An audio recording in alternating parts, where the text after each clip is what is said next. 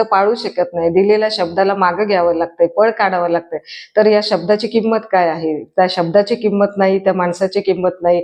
तर कृपा करून असे शब्द वापरू नका, असे शब्द देऊ नका, अशी वचनं असं देऊ नका. त्यामुळं माणूस गाफील राहतो, तो अपेक्षेवर राहतो की याने मला शब्द दिला, याने मला वचन दिलेले, तर त्या शब्दाला जागेल, त्या वचनाला जागेल.